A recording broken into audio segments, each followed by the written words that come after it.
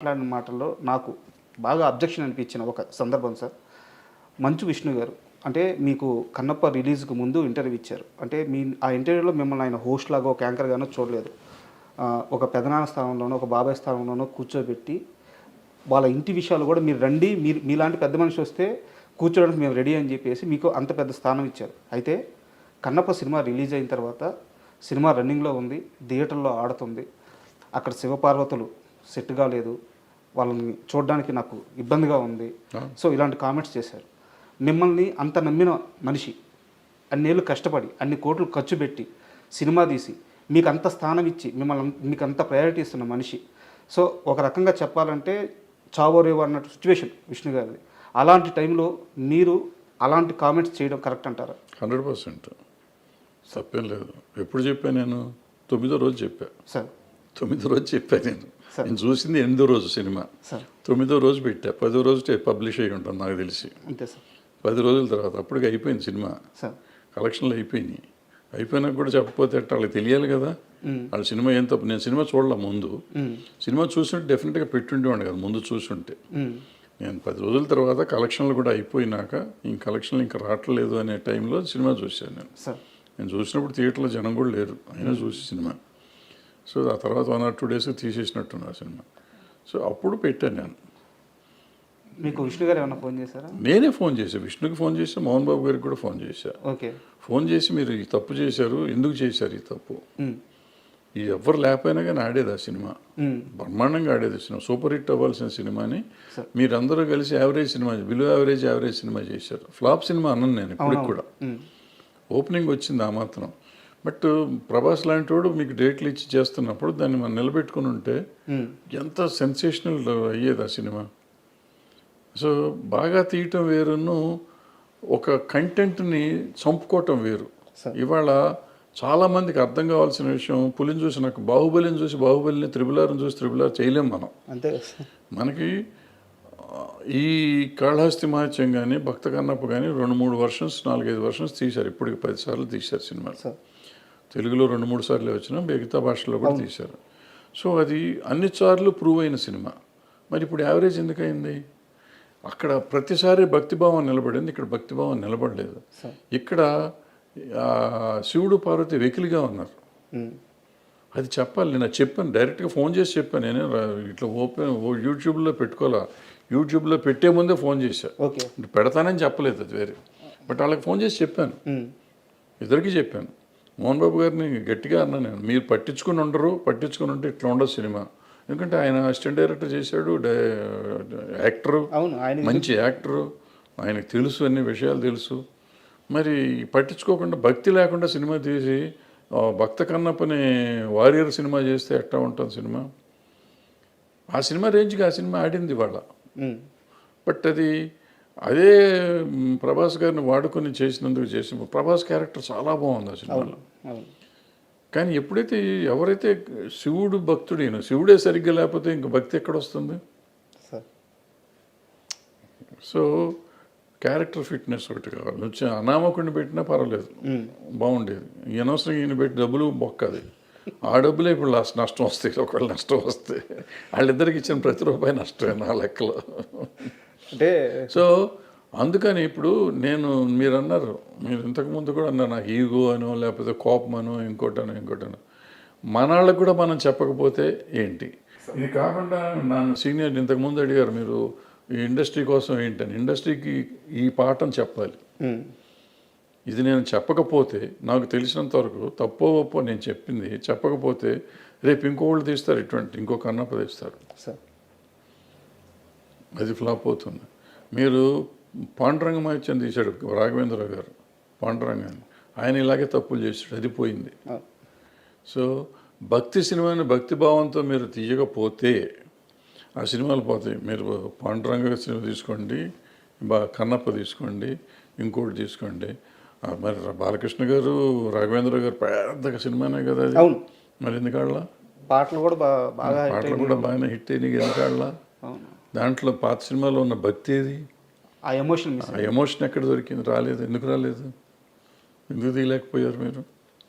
So ఏదో మార్పులు మీరు చేద్దాం అనుకుంటే అవ్వదు అది. సార్ ఏదో చేసేద్దాం, వాళ్ళు చేసిన దానికంటే మనం గొప్పగా చేద్దాం, గొప్పగా చెయ్యండి. ఆ భక్తి పారవస్యం ఆ, ఎవరికైనా రావాలి. సినిమా చూస్తా అంటే అనుభూతి రావాలి, రోమాలు నెక్కిపోవాలి. భక్తి సినిమాల్లో ఉండే అడ్వాంటేజ్ అది. సినిమా రిచ్గా తీశారా, ఖర్చు పెట్టారా లేదా కాదు, భక్తి వచ్చేస్తుంది ఆటోమేటిక్గా. నేను దేవుడికి దండం పెట్టను, కానీ భక్తి సినిమాలు చూస్తుంటే నా కళ్ళెమ్మటి నీళ్ళు వచ్చేస్తాయి. ఒక రకమైన జలధరింపు వస్తుంది బాడీలో సినిమాలు చూస్తుంటే. అది అంటే యాజ్ ఎ కామన్ ఆడియన్స్, భక్తుడు సినిమా దేవుడు కాదు కాదు అక్కడ ఎమోషన్ ఎమోషన్ వస్తుంది. ఇప్పుడు అన్నమయ్య సినిమా చూస్తాం.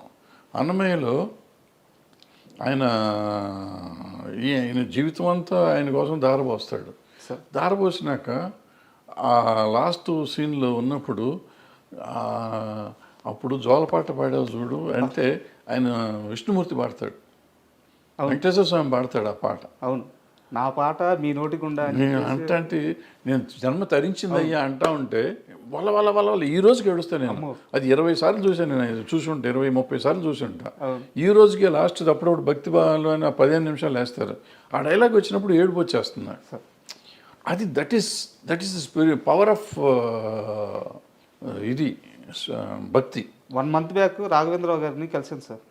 ఆయన దగ్గరికి వెళ్ళి ఒక సందర్భం వెళ్ళి బ్లెస్సింగ్స్ తీసుకున్నాను. ఆ సమయంలో ఈరోజు మీరు ఏదైతే ఎగ్జాంపుల్ చెప్పారో ఆ గడప దగ్గరికి వచ్చి తను రాసిన పాటలన్నీ అక్కడ వేసి ఆ దర్శనం అవ్వగానే అదే ఎగ్జాంపుల్ సార్ నాకు ఆయన చెప్పినప్పుడు ఈ రోజుకి ఆయన అన్నమయ్య అంటే రాఘవేంద్రరావు గారు అలాగే పులకరించిపోతున్నారు. ఆయన నేను తీయలేదా ఆ సినిమా, వెంకటేశ్వర స్వామి నా చేత తీపించుకున్నారు అంటున్నారు.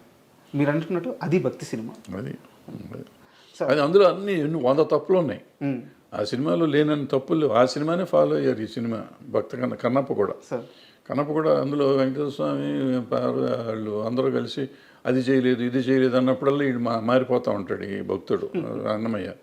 బట్ అంత చేసింది లాస్ట్ 15 minutes ఆయన చేసిన భక్తి ఉంది, ఎక్కడైతే ఉందో పులకించిపోయారు. అది పీక్ తీసుకెళ్ళిపోయారు. సో మిగతాదంతా మర్చిపోతాం మనం. సార్ అది that is film making. Pushpa cinema మీద మీ అభిప్రాయం ఎప్పటికైనా మారిందా? నేను అభిప్రాయపడ్డాను. నేను సినిమా బాగానే ఉందిగా. సినిమా బాగుంది. సినిమా మీరు చూడకముందు స్మగ్లింగ్ ఏదో చెప్పారు నాకు, స్మగ్లర్ అంట, పోలీస్ ఆఫీసర్ ఉండే పూల్లో పాస్ పోస్తాడని చెప్పేసి ఇట్లాంటి కామెంట్స్ విన్నాను.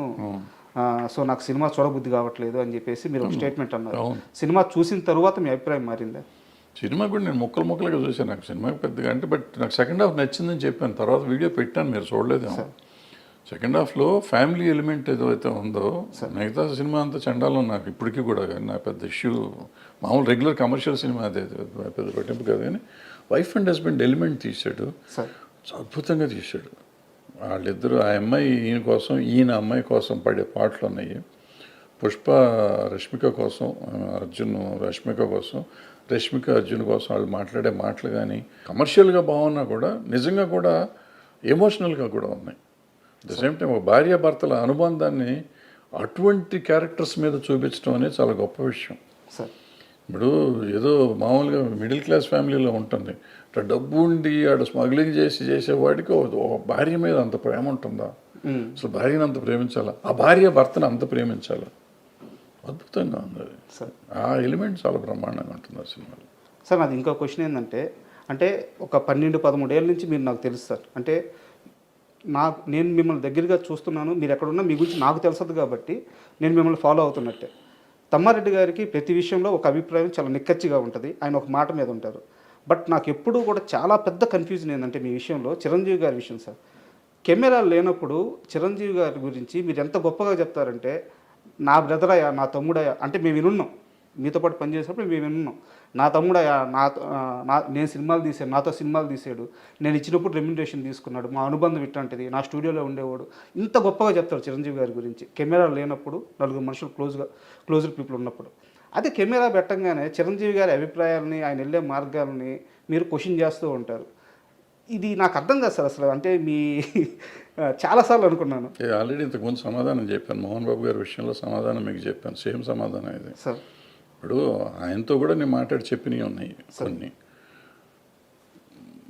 ఆ చిరంజీవి గారికి నాకు ఉన్న అనుబంధం అప్పుడు వేరు, ఇప్పుడు వేరు.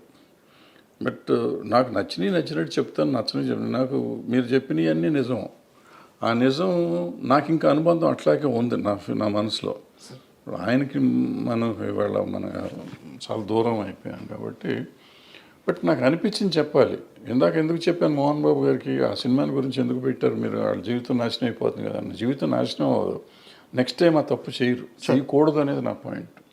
ఈవెన్ ఈయనకు కూడా అంతే. ఆయనకి వాళ్ళకి నా తమ్ముడే, ఏ రోజుకి నా తమ్ముడే, నేను చచ్చేదాకా నాకు తమ్ముడే అతను, అది కాదంటల్లా. అతని వెల్ విషర్నే నేను. వాళ్ళు ఒప్పుకున్నా ఒప్పుకోకపోయినా, నమ్మినా నమ్మకపోయినా ఆయన వెల్ విషర్నే. వాళ్ళు బాగుండాలి అంటే ఇలాంటి తప్పులు చేయొద్దని చెప్పడం, నా ఉద్దేశంలో ఉన్న తప్పులు చేయొద్దని చెప్తాను, ఇప్పటికీ చెప్తాను నేను అనిపిస్తే. ఊరికి ప్రతిదానికి వచ్చేసి పని పాట లేకుండా దాని గురించి ఇప్పుడు మంచి మాటలు చాలా చెప్తాను నేను. చిరంజీవి గారిని చాలామంది తిడతంటే నేను వచ్చి మాట్లాడి అడ్డం పడ్డ రోజులు చాలా ఉన్నాయి. మరి ఎందుకు పడుతున్నాను, నాకేం అవసరం సార్? నాకు అర్థం ఆయన నన్ను అడగడు కదా పాపం. ఎప్పుడు నాకు ఫోన్ చేసి ఏమండి వాళ్ళు ఎవరో నన్ను తిడుతున్నారు మీరు రండి అని పాపం ఎప్పుడు అనలేదు. వాళ్ళు ఏ జోలికి రాలేదు. బట్ ఎవరో అంటే తప్పు కదా. ఒక మనిషిని ఎందుకు ఇష్టాలతో సంబంధం లేదు. ముందు ఒక మనిషిని మనం కాపాడతాం కాదు, అనవసరంగా అతన్ని స్కేప్ గోట్ని చేయకూడదు. ఆయన చిరంజీవి గారు అవ్వచ్చు, ఇంకోళ్ళు అవ్వచ్చు, ఎవరినైనా కానీ మనం అనవసరంగా దాన్ని చేయకూడదు. ఎవరిలో అడ్వాంటేజ్ నోరు ఉంది కదా అని ఎవడు పడితే ఆడు ఏది పడితే అది మాట్లాడితే మనం క్షమించకూడదు, వదిలిపెట్టకూడదు. అంటే at least I should raise my voice. ఆయన కోసం నేను మంచి కోసం చెప్తాను. ఏదైనా తప్పు అని నేను చెప్పేది చాలామంది నెగిటివ్గా తీసుకుంటారు. నెగిటివ్ కాదు, నా ఉద్దేశంలో పాజిటివ్. అతనుకున్న చరిష్మాకి ఆయనకున్న దానికి కొన్ని ఆయన చేయకుండా ఉంటే బాగుంటుందని నాకు అనిపిస్తుంది. బట్ ఆయన పరిధిలో ఆయనకుంటే ఆయనకుంటేది మనం అవసరం అనుకో ఎక్కువ. బట్ ఆగలేను. అది కూడా ఎవరిని అడిగితే చెప్తాను, కావాలని పెట్టి వీడియో పెట్టి చెప్పడం అనేది నేను చేయను. అంటే ఎందుకన్నానంటే సార్, ఇప్పుడు ఇండస్ట్రీ అని కాదు సార్, 2 తెలుగు రాష్ట్రాల్లో కానీ మన ఇండియా వైడ్ కానీ మేము చిరంజీవి తమ్ముళ్ళవి, చిరంజీవి మా అన్నయ్య, మెగాస్టార్ మా అన్నయ్య అని చెప్పుకునే వాళ్ళు కొన్ని కోట్ల మంది ఉన్నారు. బట్ చిరంజీవి నా తమ్ముడు అని చెప్పే ఒకే ఒక్క పర్సను తమ్మారెడ్డి భరద్వాజ. అది మీరు ఎప్పుడు చెప్తూ వస్తున్నారు. బట్ ఏంటంటే కొన్ని సందర్భాల్లో మీరు చేసే కామెంట్స్ ఆయన మంచి కోసమే కానీ వెల్ విషర్గా కానీ చేసే కామెంట్స్ అవి రాంగ్గా పోర్ట్రేట్ అయ్యి వెళ్ళిపోయినప్పుడు కొంతమందికి రాంగ్గా అర్థమవుతుంది. అన్నీ తెలిసిన మనిషిగా నాకు ఈ వైరుధ్యం అర్థం కాలేదు, అందుకని అడిగాను. పడ్డోడు ఎప్పుడు చెడ్డోడు కాదు మనకి. కానీ ఇండస్ట్రీలో ఆ నలుగురు ఎవరు అసలు ఉన్నారా లేరా? అన్నీ అయిపోయినాయి, వాళ్ళే ఒప్పుకున్నారు కదా. మళ్ళీ ఇప్పుడు కొత్తగా నేను ఎందుకు మాట్లాడతాను, వాళ్ళే వచ్చి ఈ మధ్య చెప్పారు మేమే నలుగురిలో ఉన్నాం కానీ మేము లేవు దాంట్లో అని చెప్పుకున్నాం. అంటే సమస్య ఏంటంటే చెప్పిన వాళ్ళందరూ మేము లేవంటున్నారు. అది చెప్పలేదు కాబట్టి, చెప్పారు కాబట్టి ఆ నలుగురే. మేము లేవన్న నలుగురు. అండ్ రానున్న కాలంలో చిన్న సినిమాల పరిస్థితి ఎలా ఉండబోతుంది? ఇప్పుడున్న ఇండస్ట్రీ విధానం అంటే ఈ సినిమాలు తీసే విధానం కానీ, కోట్లు ఖర్చు పెట్టి హీరోలకి ఈ భారీ రెమ్యునేషన్ ఇచ్చి వెళ్తున్న ఈ విధానం కానీ, ఇండస్ట్రీ రాబోయే 10-15 సంవత్సరాల్లో ఏ స్థాయిలో ఉండబోతుంది మీరు అనుకుంటున్నారు? చిన్న సినిమాల పరిస్థితి ఎలా ఉండబోతుంది? పెద్ద సినిమాలు తీసే నిర్మాతల పరిస్థితి ఎలా ఉండబోతుంది? ఏం చాలా దుర్భరంగా ఉంటుంది, చూడాలి. అంటే మంచి సినిమాలు కొంచెం చిన్న సినిమాలు అది మన కోర్టు ఆడినట్టు, బలగం ఆడినట్టు చిన్న సినిమాలు ఆడుతున్నాయి కదా, అట్లా ఆడుతూనే ఉంటాయి. But bad position. సార్ చాలా విలువైన మీ సమయాన్ని మాకు కేటాయించి, అంటే నేను అడగంగానే ఇంటర్వ్యూకి ఒప్పుకొని నన్ను ఎంకరేజ్ చేశారు. సో మీకు విలువైన సమయాన్ని మాకు ఇచ్చారు, చాలా థ్యాంక్ యూ సార్.